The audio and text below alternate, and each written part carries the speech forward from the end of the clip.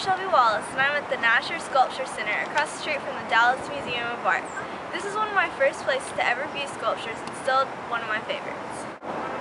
I'm here showing you the Bronze Crowd, one of the most interesting pieces at the Nasher. Magdalena Abakanowicz created the Bronze Crowd, in 1990. This artist experienced the German and Soviet invasions firsthand. She created a piece to show that the crowd, led by evil dictatorship, was brainwashed and dehumanized. He said, "A crowd is the most cruel because it begins to act like a brainless organism." All 36 of the figures stand a little under 6 feet without a head, causing them to be unrealistic and very stylized. The texture of bronze sculpture is rough and uneven. The figures are very thin, upright, and vertical. All the figures are standing in very organized lines, adding horizontal lines to the piece. From a distance, each figure appears symmetrical with their arms tightly by their sides, but when one observes the rough, uneven texture takes the symmetry away and reveals an identity to each figure.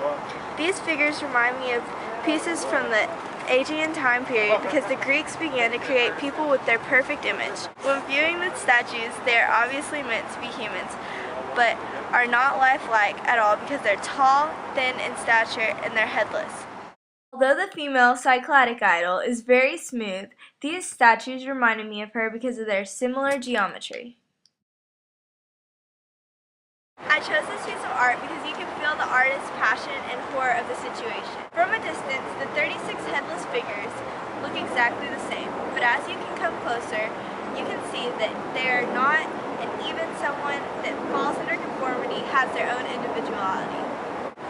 Before I knew the history behind this piece, I thought about how it represented our society today, where most people desire to be like others instead of finding themselves. The headlessness, to me, represented how brainless and easy it is to conform in our society today. When I read the history of this artwork, I learned that although a horrific time, the masses under evil dictatorship were doing the same thing instead of stepping up and showing what they believed in. I love what this piece demonstrates and the idea it caused the viewers to realize.